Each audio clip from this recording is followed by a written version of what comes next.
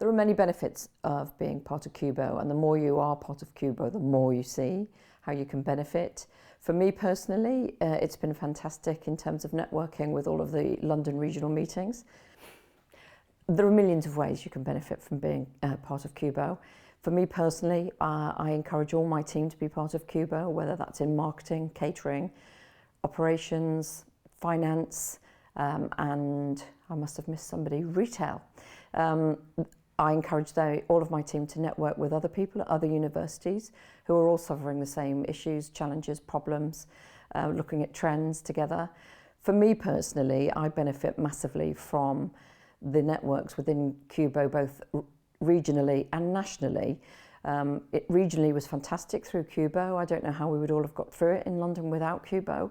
We had weekly calls where it was like a free counselling session, but apart from that, we did talk about current issues and helped each other out of challenges and problems. It was absolutely invaluable. You couldn't have paid for what we had. I think nationally, it's really interesting to talk to people from outside of London because we do get a bit blinkered. So it's quite interesting to hear about more campus-based universities for me, more concession-type catering like we've heard of today. So there's millions of ways. But the other thing that's a real benefit, which is not really necessarily thought through, is the benefit it has for me internally at the university, where I can go to executive board or the vice-chancellor and talk to them about what other universities are doing.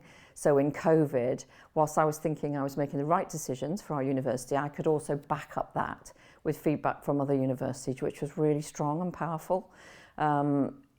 It gave credential to what I was saying. So it was very, very useful. And then, of course, there's all the research papers, all the information, the podcasts. I think one of the things that we don't seem to get as much traction on as we could, and that's we would love members to tell us what they're looking for in terms of roundtables or more information sharing. We think of some great ideas, but it'd be great to get some ideas from members of what they're struggling with or what they'd like to learn more about. And I think a membership is only as good as the members, and we need the members to engage. We're just the facilitators of everything. So what we really need is the members to tell us what they need, tell us what they like, what they don't like, and what they'd like to see more of, really.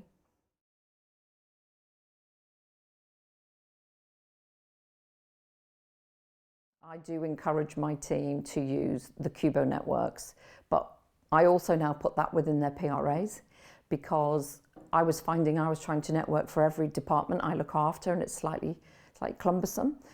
So I put it into their PRAs that they must join a group, regional group, special interest group, go and see people at other universities. So I'll be checking that each time we do the PRA reviews. And that's not to be particularly bossy, but it's to encourage people to network more because they need to. And then once they start, you can't shut them up. So I was like one extreme to the other, really. And I think once they've been on a podcast or something, they've already made those connections with the other people on that podcast. And then I find that they're having their own little networks, which is absolutely perfect. And, you know, if you think about all of the universities, I think we have 116 institutions. 116 consultants times however many in the SMT teams, that's thousands of people with brains, and we just need to tap into it.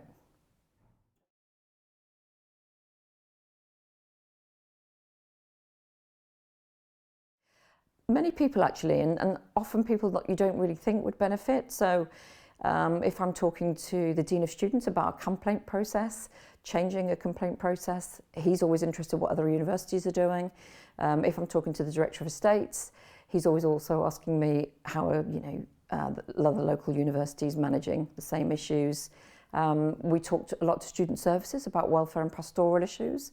Ian Lane, who's part of the Director of Estates portfolio in terms of sustainability, and so the new group that we're creating for sustainability will be fantastic because it is an area commercially that we don't think about a lot in terms of sustainability other than food, obviously. Baxter Story, who are one of our partners. I come back from meetings, podcasts with all kinds of information about what other people are doing.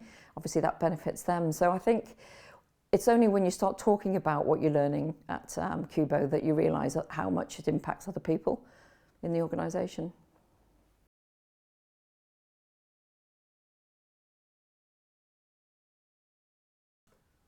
I joined CUBO as soon as I joined HE. I was new to HE. It was 2012.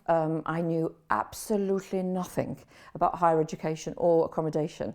And so for me in the early days, it was just a vehicle in which to find other people who were doing the same job as I did. But it was sorry, no, I'm there.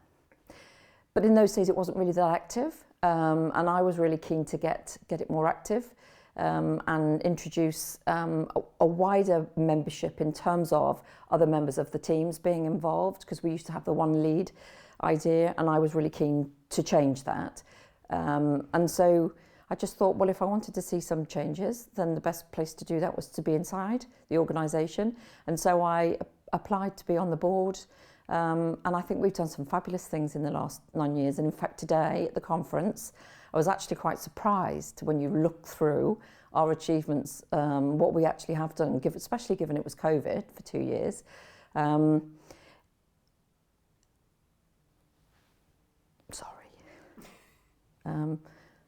Sorry.